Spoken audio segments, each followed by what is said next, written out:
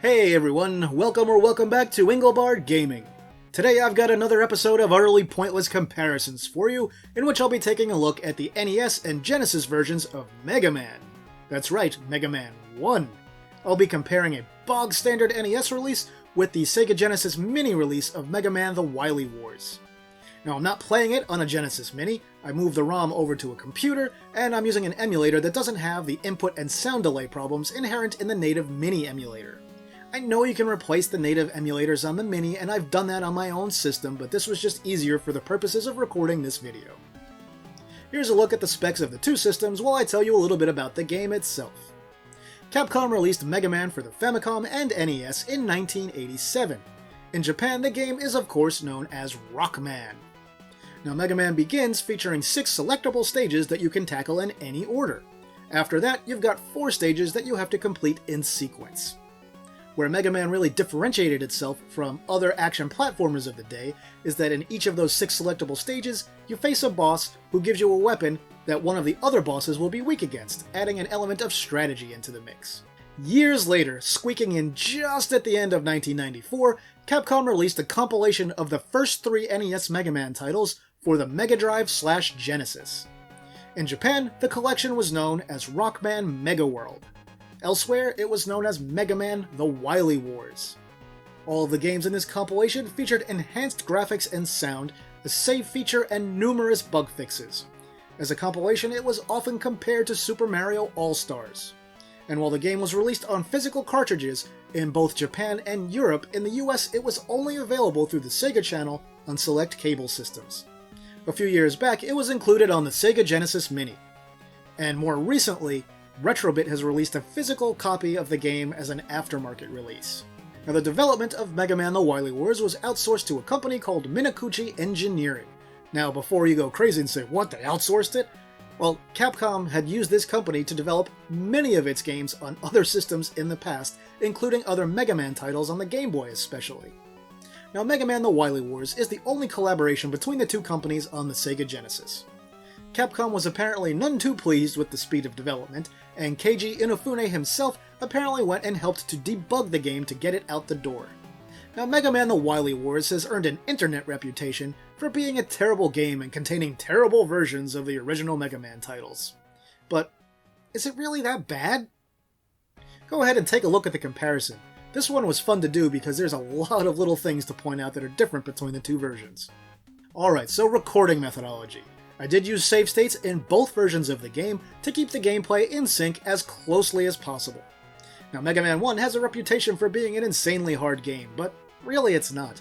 It's one of those things where if you just play it a little bit, you'll get used to it over time, you'll practice, you'll get better, and you'll be able to blaze right through it. So if you've been struggling with it yourself, don't give up, just practice. Alright, let's get on with it.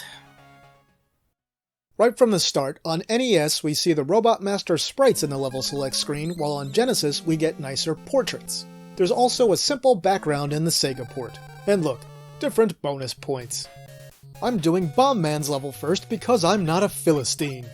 Visually, this is one of the most different areas between the two games.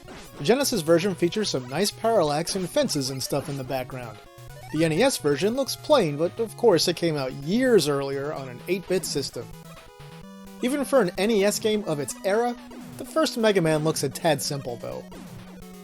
Enemy projectiles are larger on Genesis and there are sometimes more of them on screen. Also, the timing of enemy fire is pretty different on Genesis. Enemies tend to wait longer before firing, like in this area where you can quickly jump and climb before the guns fire at all.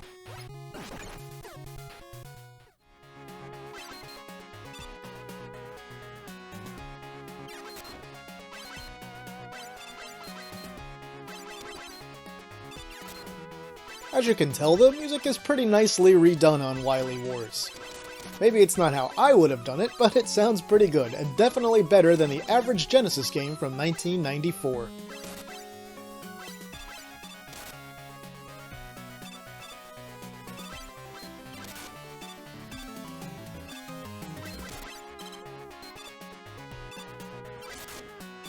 Now, one thing you'll see in this section of Mega Man is on the Genesis, when you hit those bullet things that explode, there's a lot of slowdown.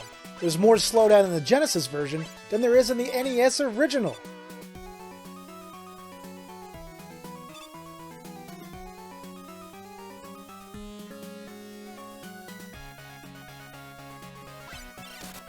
This section here, you can tell the timing of the enemy is slightly different again.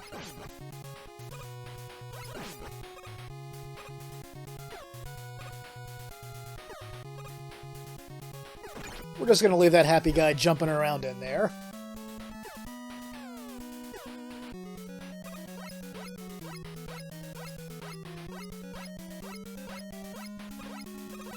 Okay, boss time. First, the movement patterns of the enemies are different in the tunnel leading down to Bomb Man. The Bomb Man fight itself is much the same in both versions. He does feel a tad more erratic on the Genesis version, and I do find it kind of annoying on Genesis that when you get the hit animation after a bullet strikes an enemy, that it still makes the hit sound effect during his invincibility frames. But oh well.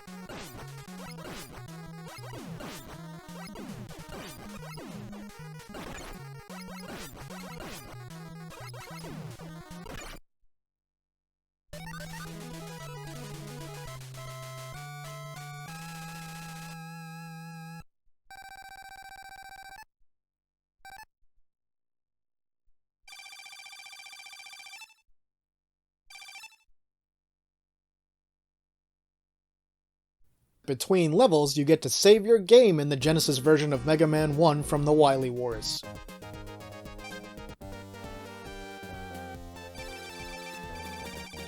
Alright, Gutsman stage. Here's another level that looks and sounds pretty nice on Genesis. The patterns and timing of the enemies is different on Genesis if you haven't noticed. They're similar, but definitely not the same. Look at these moving platforms, for example. The patterns are quite a bit different on Genesis.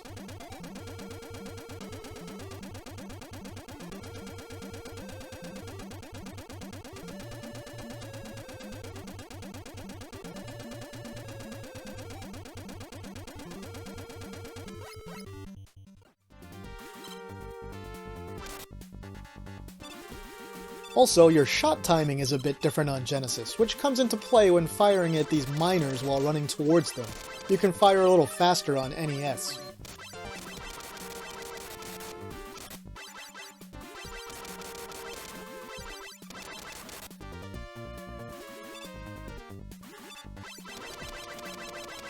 Falling down these screens is a bit different on Genesis also. You have better control and it's much easier to land in small vertical cutouts than on the NES original. Again, I think they did a nice job on the Genesis music in this level. My biggest criticism of the Genesis game here visually would be that they could have gone with a slightly brighter color palette for the background. For the boss fight here, again, it's much the same between the two versions of Mega Man. One thing you'll notice is that it seems the Genesis version at times has even more slowdown than the NES original, which is kind of crazy for a 1994 port of a simple 1987 NES action game.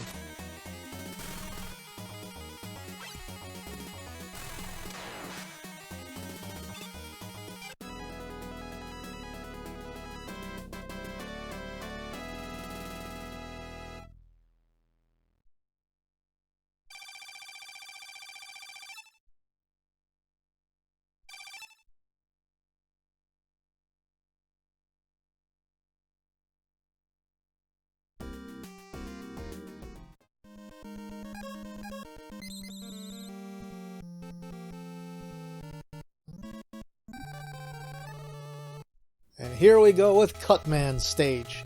Probably the one that most people tried first back in the day. This is another level that looks very different on Genesis, with an added wall with windows and clouds in the background. Once again, we have a more muted color palette on Genesis. Another thing I'll point out here is that Mega Man scales ladders much faster in the Genesis game. Also, since I haven't pointed it out yet, Mega Man's animation has a bunch of extra frames on Genesis too, and he's also a little bit taller, as are some of the other sprites.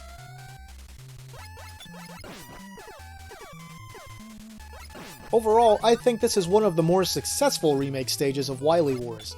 It really looks improved over the original. And the music is okay too, even if it's not the most successful updated track. I always thought those boomerangs looked kind of like Pac-Mans back in the day. Pac-Men? I don't know, whatever. I don't know the enemy names in this game, but these little sliding Cyclops thingies, their timing is slightly different between the two versions.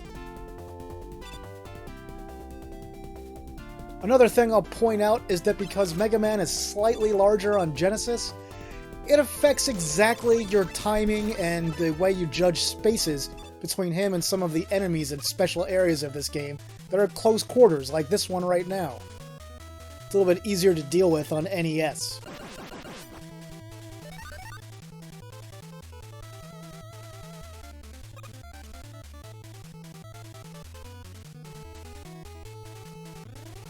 More of the Pac-Men.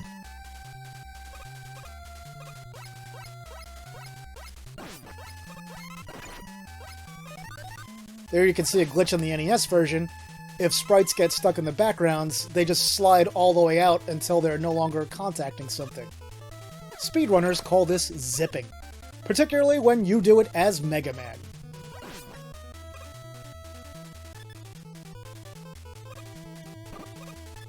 And we're just going to leave this guy alone and head into the boss tunnel.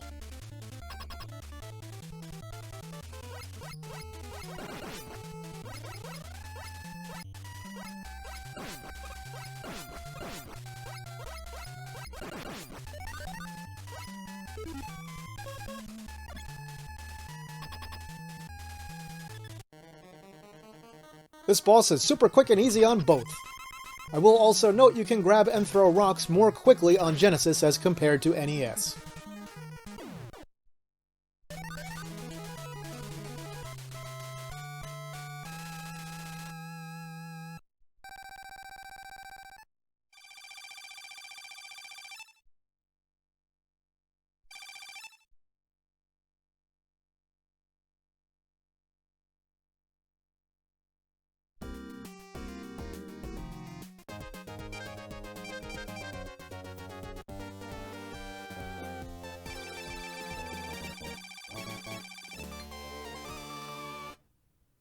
Alright, Elec Man's level has a lot of verticality, and because Mega Man climbs so much faster on Genesis, and there's less of a delay when the screen scrolls vertically as compared to the NES version, I'm going to have to insert a lot of pauses here to allow the NES game to catch up. This level overall is much faster on Genesis.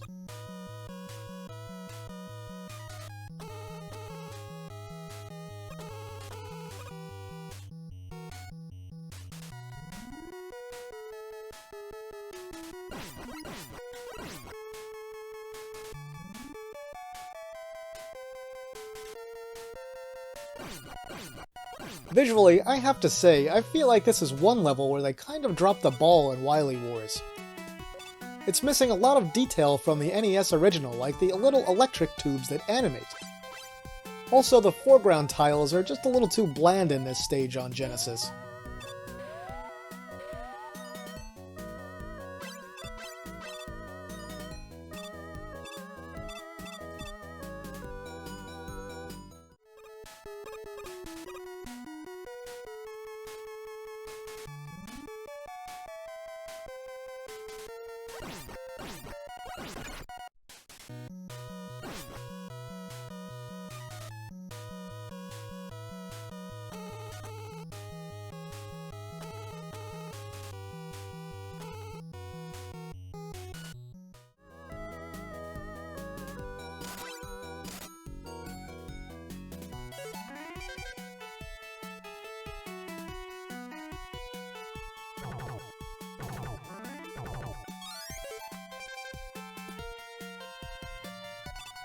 Those little rover robot enemies that slide left and right on the NES, they don't go on top of ladders, but they do on Genesis, which makes this screen a little different.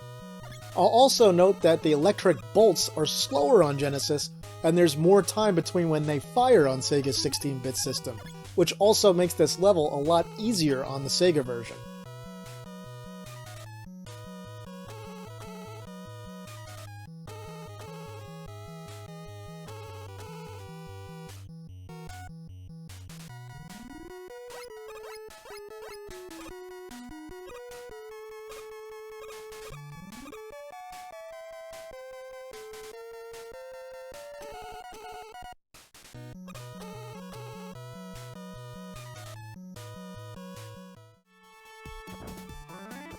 Most of these areas that are small tunnels on NES with black borders, they actually fill the whole screen on Genesis.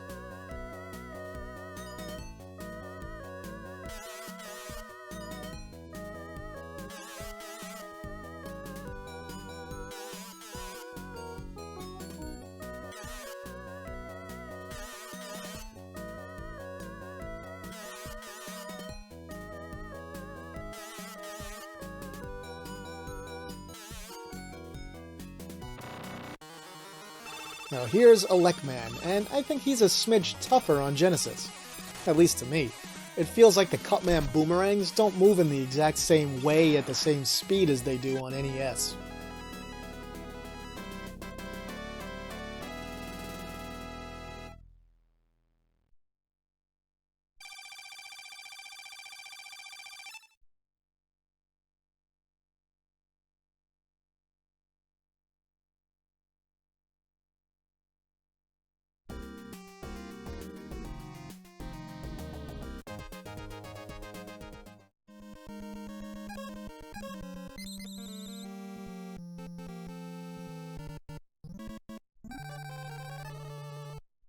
Okay, Iceman stage. The palm trees and backgrounds look much nicer on Genesis.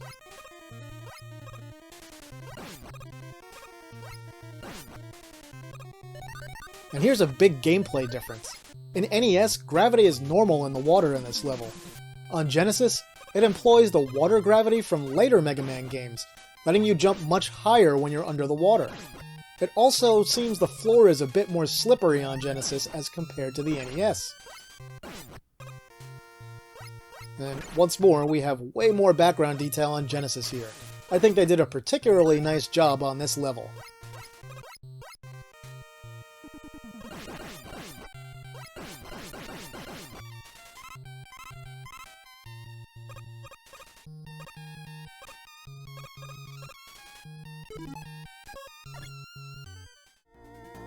Oh, these stupid blocks.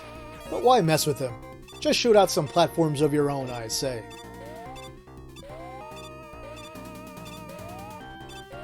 We'll do that here, too.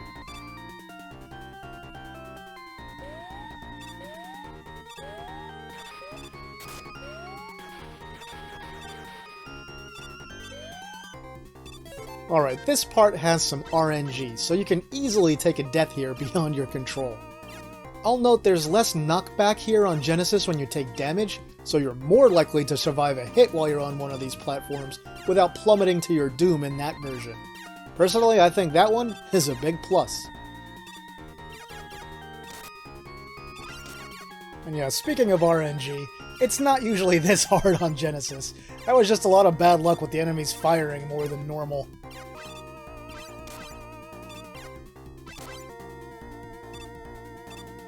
Head into our little power-up alcove.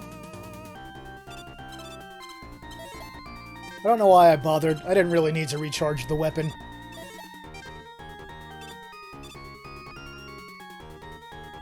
And yeah, we're just gonna go right past the hopper again. Again, we can see nicer full-screen backgrounds on Genesis as we approach Bobby Drake. I mean Val Kilmer. I mean Iceman.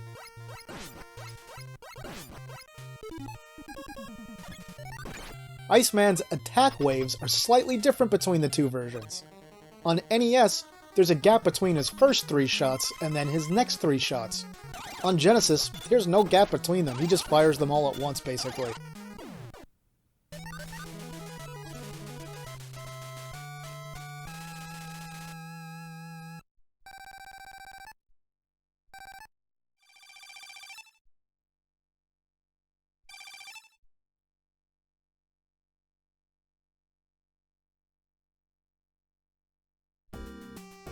Oh, and you'll notice in between levels, some of the Robot Master's poses are a little more exaggerated and dramatic in the NES original.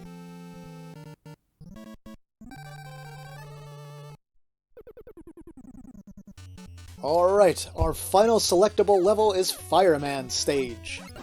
Again, I think this looks much nicer on Genesis. Once more, we see how much larger enemy fire is on the Genesis version. Unlike the Elec level, which removed animated background tiles on Genesis, here we have some nice animated flowing lava tiles that weren't even present in the original. Also, the neat little line scrolling effect in the background that was honestly commonplace before this game's late 1994 release is still good to have.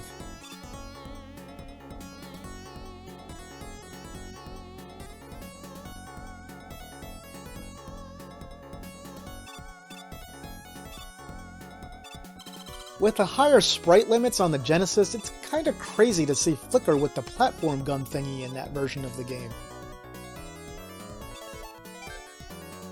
Oh, one other difference in this level is that on the NES, when you shoot those flame columns, they block your bullet and you hear a hit sound effect once it hits them. On Genesis, your bullets go through the flame columns. There's also a much longer gap between when the flame columns erupt in the Sega port.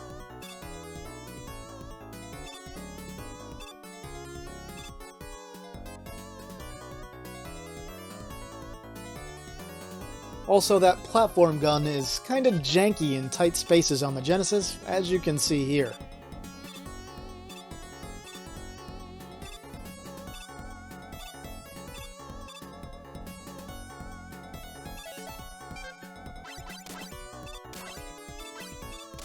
On this part, we can see again that the slowdown is more severe on Genesis than NES, and really, there's no excuse for that. The Genesis port shouldn't have any slowdown or flicker at all.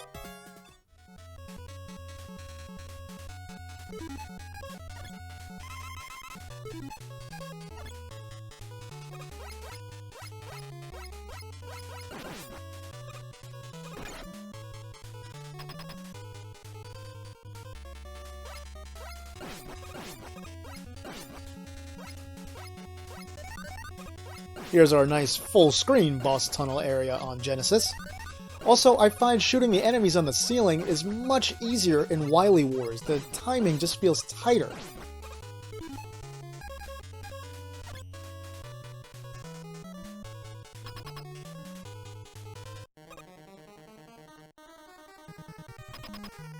And Fireman himself. His firing tactics are much different between the two versions. They toned him way down on Genesis and removed the randomness of how many shots he fires in a single burst. On NES, it can be 1, 2, or 3. On Genesis, it's always 1 and seems a tad slower.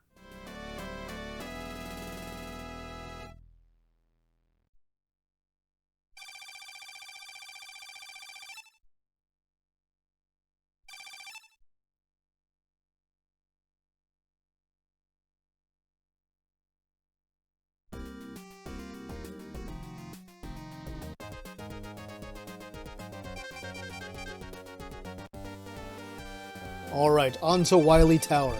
And oh my god, here's the biggest difference in the game. The R in Doctor is capitalized on Genesis, but not on NES.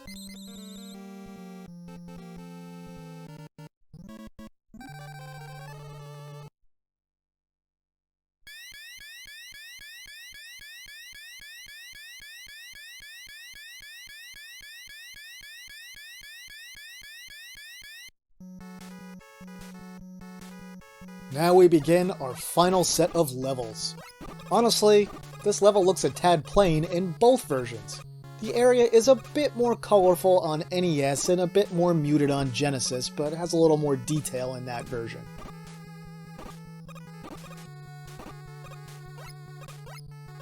And before you yell at me that you can destroy these things with Elecman's beam, I know that. I'm using the Gutsman power to save energy for the Elecman beam, which you'll see me use a little bit later. Alright, I don't have a lot to say over these next few screens. They're pretty basic and pretty similar between the two games. You can avoid a mandatory hit here if you go up and down a few times. And for this part, if you want to speed through, you could switch to the Elecman beam. If you want to conserve electricity power, then you could just switch to the Gutsman weapon and throw the blocks away.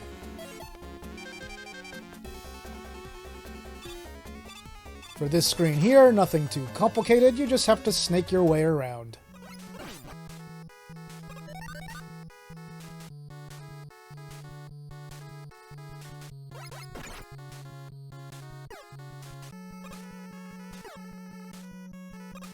Here's a fun difference between the two games that you may have noticed earlier. See all the spikes in Mega Man? If you touch them under any circumstance in the NES version, you die immediately. On Genesis, if you're hit before you land in the spikes and you're in the middle of your invincibility frames, you can survive them if you jump out of them quickly. Just like that.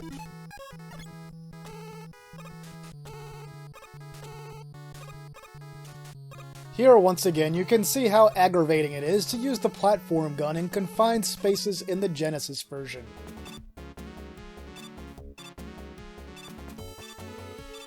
It's something they could definitely have stood to have tweaked a little bit more in that port.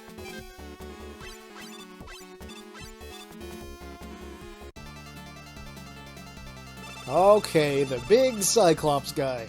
On NES, you can famously cheese this boss to death pretty easily. Basically, you just use sort of pause scumming on him, where you fire an Elec beam, pause after the hit animation starts, unpause after it ends, and then just repeat that process until he dies. I'm going to show you here how to actually fight him without that, since, well, you can't do that pause trick in the Genesis version. It's one of the many glitches that they fixed in that one.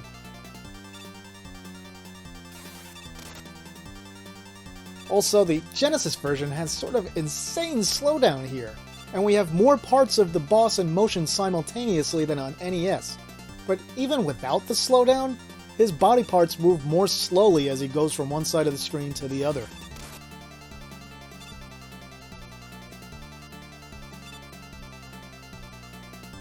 Anyway, it's gonna take about another minute here to finish him off on the Genesis version. I know this can be a little bit like watching paint dry, so sorry about that. But this is what it's like when you actually play the game normally. You know, it's funny, I don't think in NES Mega Man, before I recorded this video, that I ever beat this boss the correct way without using the pause glitch. And you know what? Without the pause glitch, he kind of sucks.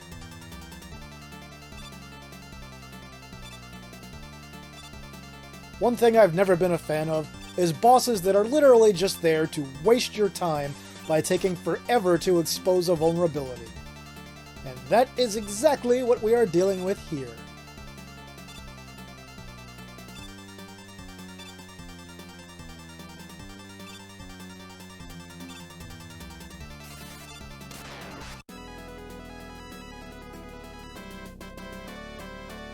Anyway, he's dead now. Let's move on.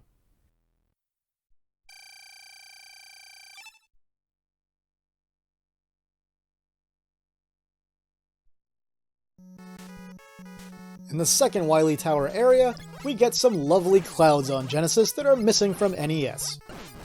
Here comes Phase 1 of the boss rush also.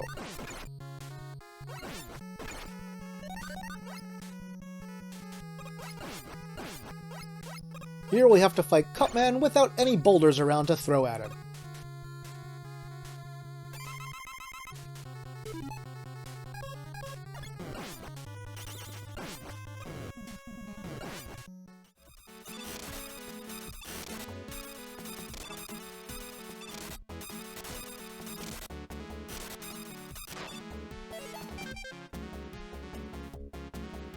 And we have another quick little area before we have our next boss, who is Elec Man again.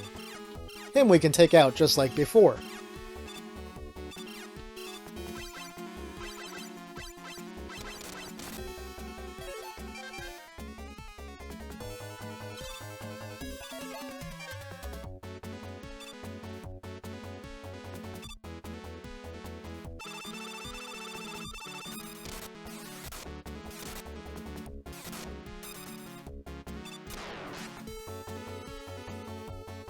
Now this next part is easier on Genesis. It's tougher to avoid some of the enemy fire on NES.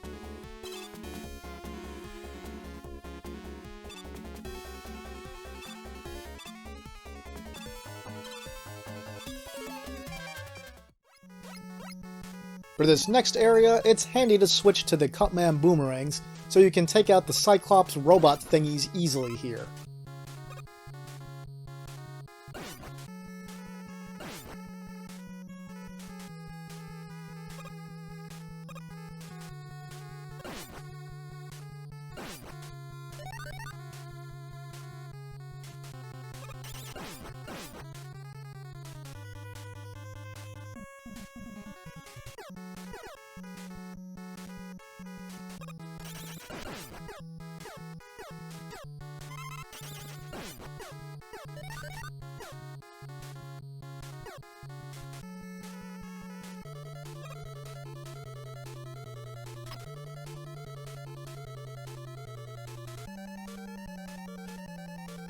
Now, one of the most annoying bosses in this game when you're not cheating, your clone. On NES, I found it much easier to fight him with the Elec beam. On Genesis, I find this fight much easier with your normal arm cannon.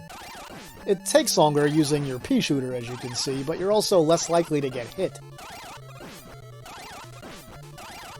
And in the Wily Wars version, they could have brightened up some of those squares in the background.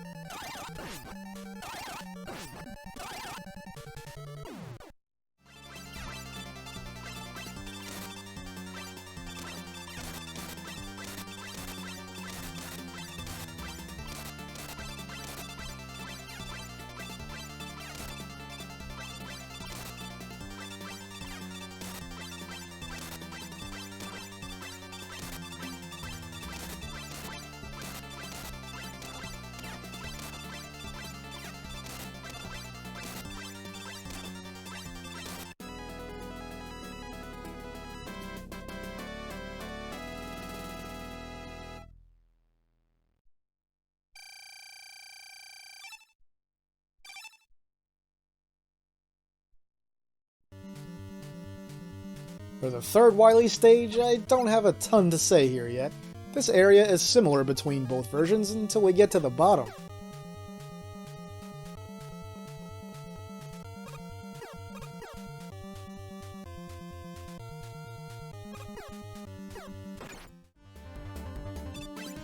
I wish they had been maybe a little more ambitious in the Genesis version and added something like line scrolling to make the pipes here look 3D or just something to that effect. Alright, when the water rushes in, you can press forward to run even faster. If you do this and shoot on NES, your shots are still faster than that and will fire and continue to move right until they're off the screen. On Genesis, they sort of stay in place if you fire while you're running to the right at maximum speed. Very strange.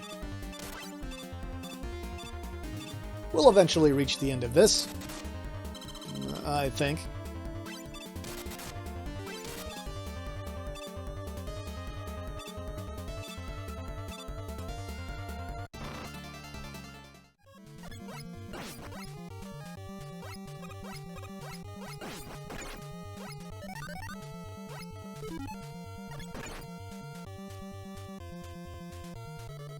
Alright, now this boss is a tad different between the two games.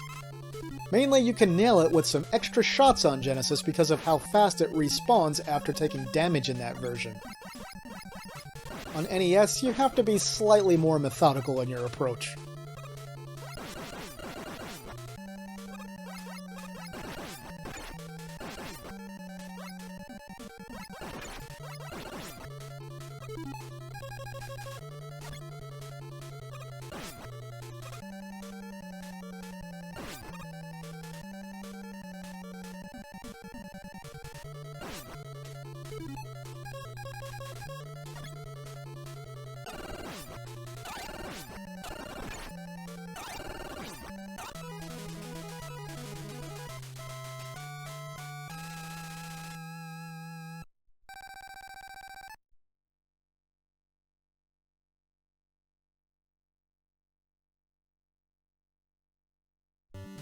Okay, folks, this is it. The final Wily Tower level and the final level of the entire game. We get the requisite extra detail on the Genesis game along with a touch of parallax scrolling here.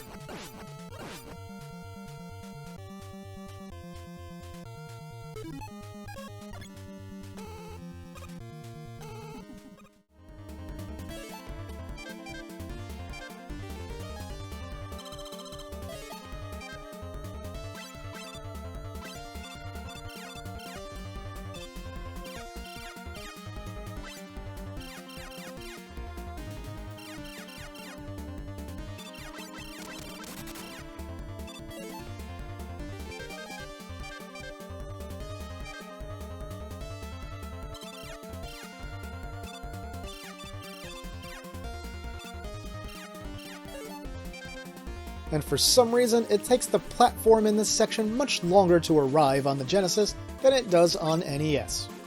And this, I will stress, was not a one-time glitch. I played through each game 3 times before recording it, and it was the same every time.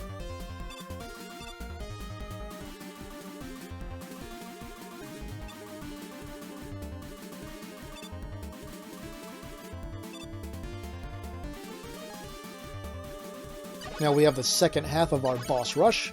Here we have Bomb Man again.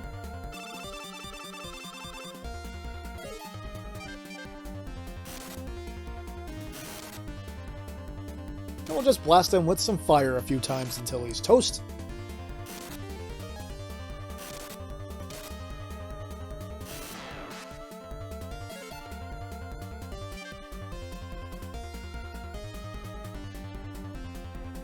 Speaking of fire, next up is Fireman. Like before, we can take him out with the Ice Beam.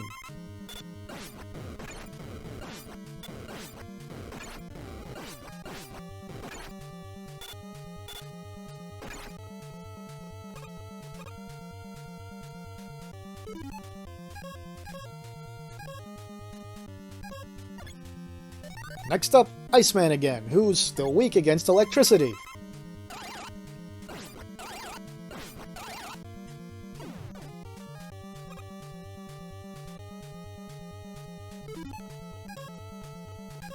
And the last of them is Gutsman.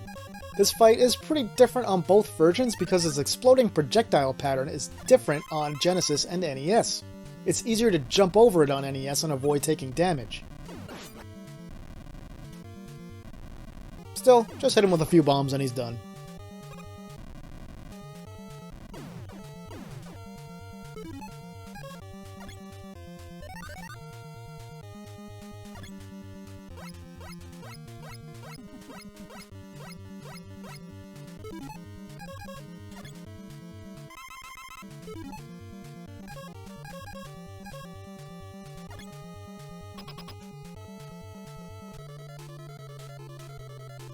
And now the final boss.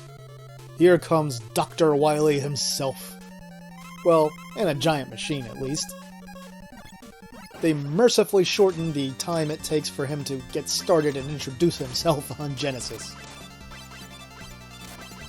I find it easiest here to just use the normal arm cannon on this first form. There's a bit of a divergence on the second form. In the original NES release, I find it easier to use the Cutman Boomerang, which lets you get up to 3 hits at a time at the correct angle. On Genesis, the Fireman weapon takes him out in just a few shots.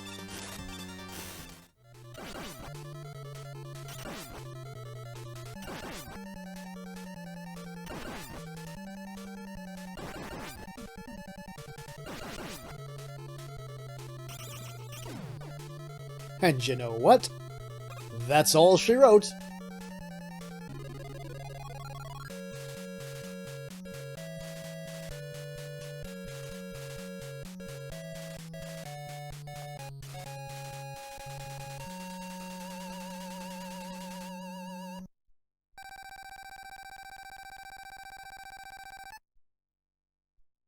The ending is a little bit slower on NES.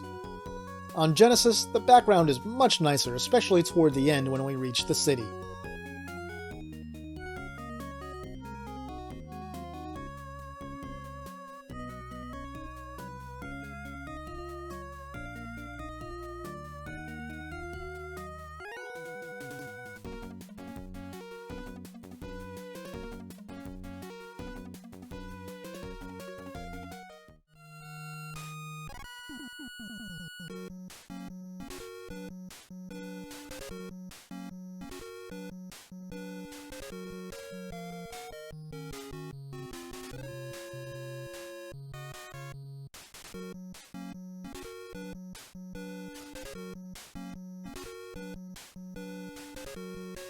But look at this, Mega Man keeps his normal outfit on longer on Genesis, before we get to ultimately see that he definitely wasn't influenced by Astro Boy in any way, shape, or form.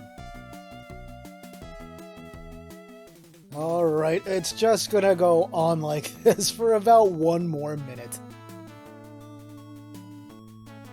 Here's that lovely city view on the Genesis. Look at the characters as Mega Man arrives at his home. You can see they more closely resemble their sort of modernized counterparts. When we reach the house on the NES, we'll see that the characters look a little more primitive. See? Told ya. Anyway, that's it for the game.